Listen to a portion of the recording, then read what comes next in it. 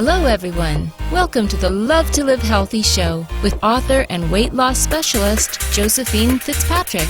Our focus is weight loss and losing it with healthy and clean living.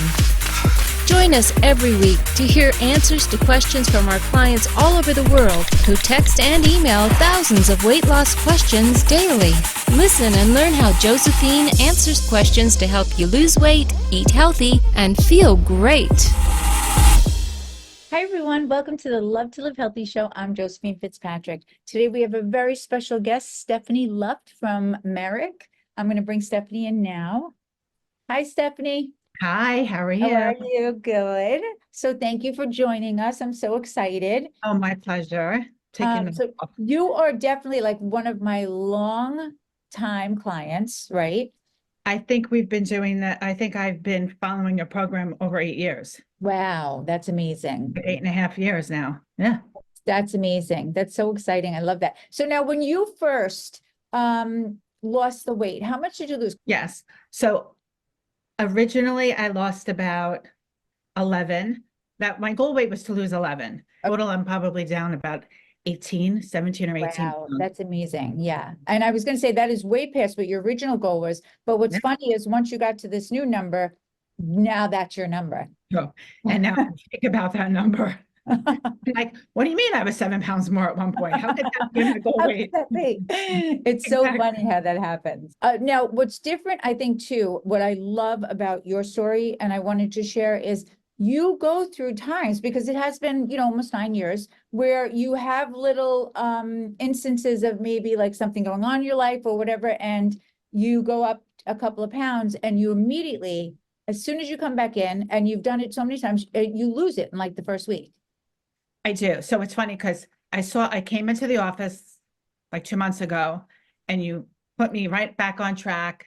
I lost it in 2 weeks. So I went through some medical things, so I couldn't really work out the way I wanted to, accepting age too. I mean, I started this journey 9 years ago. So there's a difference between being in your early 40s and being in your early 50s. Right. And then, like, the change of your body and everything else that's happening, along with just not your diet and your exercise, but hormones. So So what everyone doesn't know, Stephanie makes me laugh all the time. Every time she's in the office since I've known her, she's just hysterical. So when she doesn't feel good about her body, she will not walk into the bathroom. She backs into the bathroom. So my husband can see the better parts. It's so funny. Because you know what, my whole life I was always hung up on like having a big ass. Like when I gain weight, that's where it goes. But like I needed to be born after the Kardashian era, the J-Lo era. So when we were younger, that was always the thing. Right. Oh yeah. And of course, this is her talking, because if you saw her, you would be like, oh my God, that's what I dreamed to look like. Thank you. But I it's know. true. Thank you. And everybody has their hang up. Like really, Everyone. And when I started working with you and my goal weight was like 6 pounds more than I am now, it was like, I could never imagine the number that I'm at.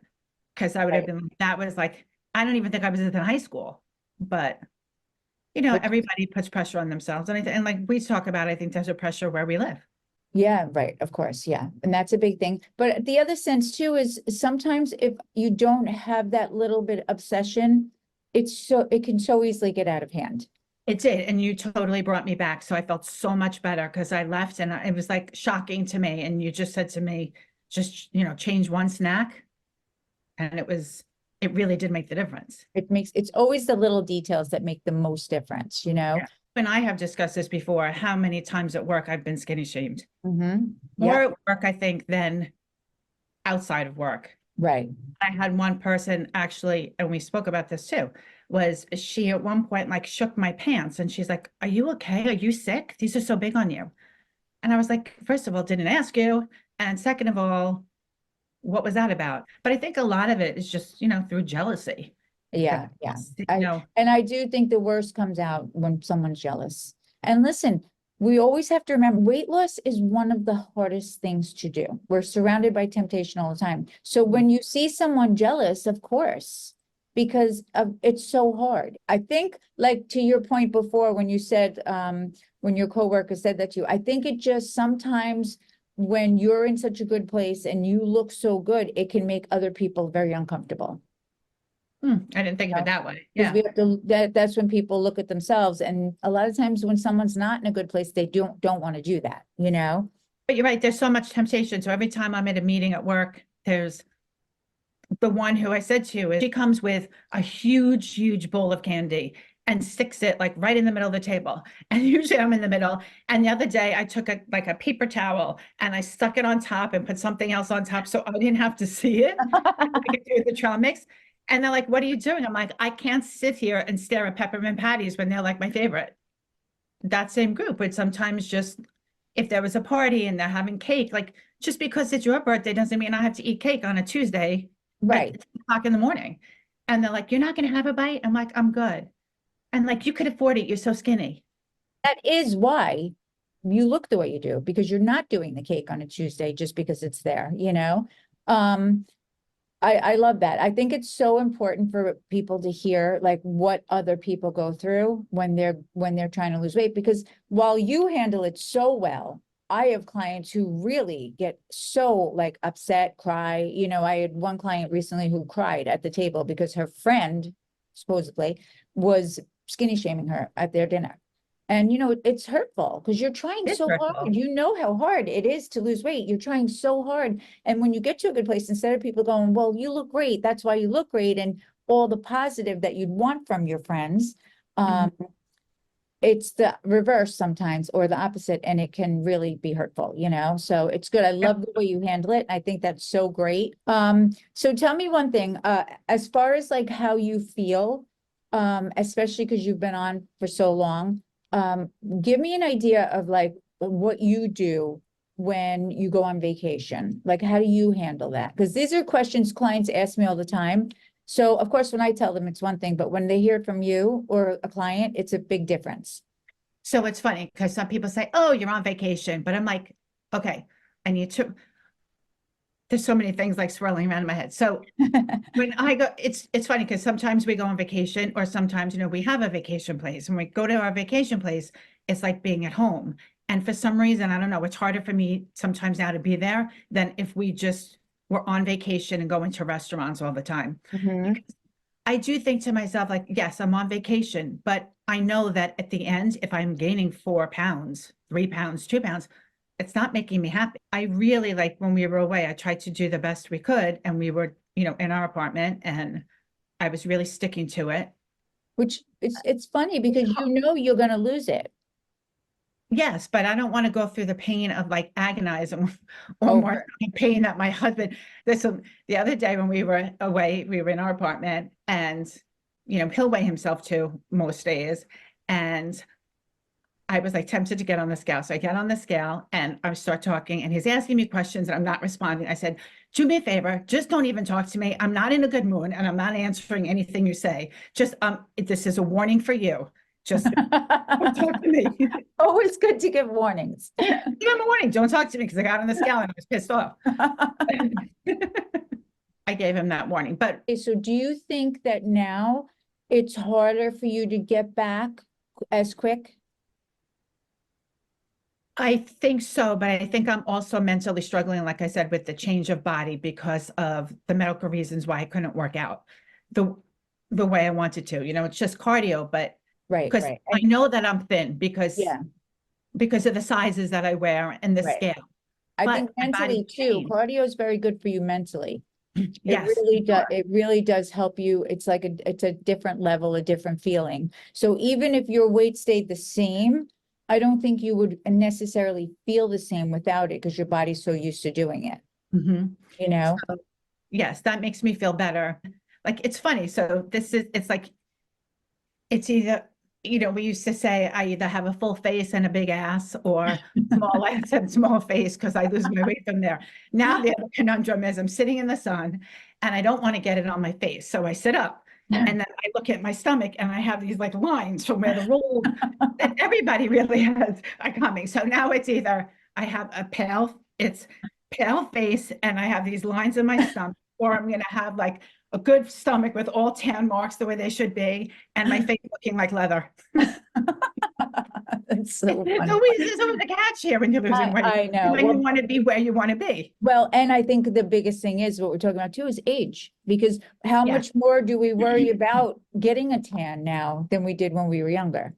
I don't like, so now we sit in the sun, I'm under the umbrella, and I don't care, because then it's like, all right, well, I'm trying to use every product to get rid of the sunspots. Right. And But then like, go out that's in the not sun even and it'll come important to me back. Yeah. anymore. No. Right. Yeah. But it's, And I agree with it's as we get older, it's just such a different mindset because we used to be like, oh, I can remember pictures of you in your bathing suit on the boat, yeah, you know? But now it's like you don't even want to put the sun on you, other Right. than like from here down. right. But that was like the ideal day. And when there was a good picture, I said to my husband and to my sister and to my kids, see this picture? This is the picture you're going to use if ever I go missing. This is what's going to be on Channel 7 News. She looks like this because I'll never look that good again. You're so funny. I think that was actually before you got to your thinnest. It's probably before I'm at this weight. Yeah, And and that was before even your thinnest. And look at how you loved how you looked. Now look at what you just said. Yeah. I mean, right. And now you're 6 pounds lighter. I know I've told you this, so other people would say, sometimes Danny will reference, oh, if the kids are over, oh, Josephine says don't eat that, and Josephine and Danny would say the little person that sits on her shoulder during meals and pipes into her ear. So it's so funny. It's like, I love that. Stop eating it. Don't eat the trail mix. Let him eat it. Yeah. Oh my Trail God, mix that's was hysterical. Like, look at you. You're at your lowest weight. because I'm sure you're going to want me to say this, is that there was a time when, okay, so I had really my low that I aimed for. And then for whatever reason, I got like 2 pounds lower than that. And it scared me. My body scared me. Like I'm seeing bones and I'm like, I cannot look like that. So, when they say you can't be too rich or too thin, like for me, I was. Well, that's a fine, and it is a fine line. And that's why I said before, which I don't even think you've ever realized, like when you were talking about like your picture on the boat or in the raft, like you said, that was the best you felt at the time, like you'd never look better. Meanwhile, you ended up losing 6 pounds more. Now, after that, I know what you mean. Like when you go to that fine line of another 2 pounds, it can really change how you look in a bad way, because then you just start losing everything.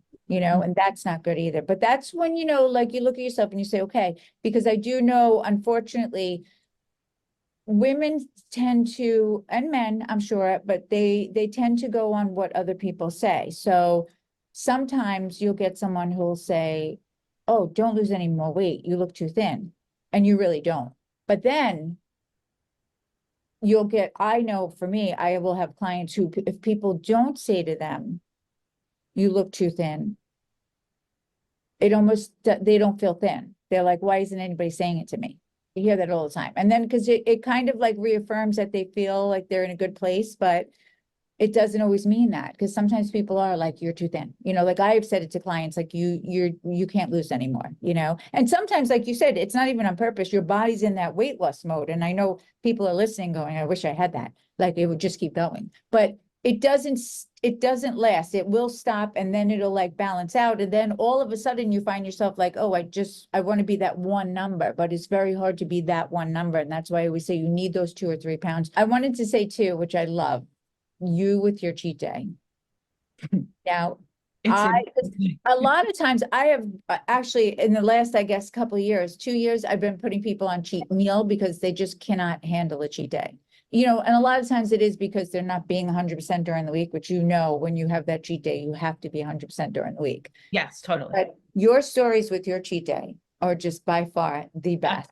I'll tell you one because I don't think I've ever shared this. So, typically my cheat days are on a Saturday, and typically when you get together with friends, it's on a Saturday. So, I save it for dinner, and during the summer we'll be with friends at the beach, or we go to their house or a pool. We have 2 friends. We have a couple that we're very good friends with. And when they first met me and I would do my cheat day, I think that he was shocked, right? So he makes a barbecue. I'm eating the ribs with the guys while all the girls are eating their dainty salads. And he's like, Stephanie eats like a gavone. So they tell their daughter that, and she's like, "You said that to her?" It's like, "Yeah, I shouldn't have." She's like, "No woman wants to hear that thing." Like, I go, and I'm like, "I'm good with it. I'm proud of it because I could wear a bikini and eat like that on a Saturday." But yeah, I do.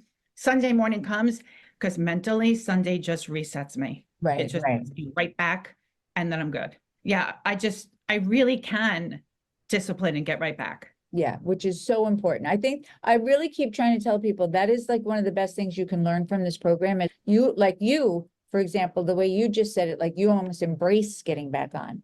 Like you I can't wait. The best part of this whole thing is you've been on so long and you really live the program. Mhm. You really do. And I love that. I'm so thankful that you shared your story. I'm telling you, you don't even realize how much these help everyone. Every time I do a podcast, people come in, they're like, I love that. I learned so much, just learning how to deal with people, strategies on what to do, it's just, and your mindset is so important. And for you, because you have had a rough year. Yeah, and just because I'm talking to you now doesn't mean that even during outside of this rough year that I haven't bounced up a few pounds at certain times and bounced back down. But Right. No, yeah, I you love do you. when I see you.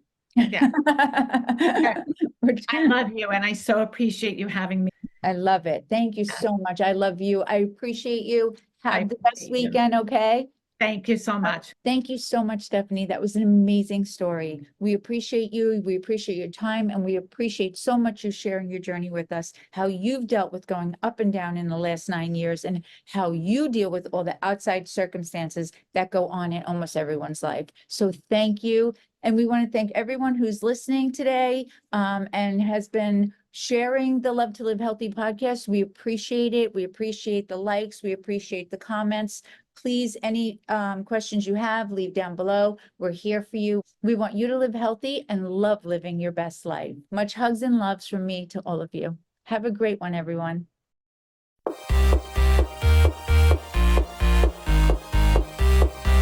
Thanks for listening to Love to Live Healthy with Josephine Fitzpatrick.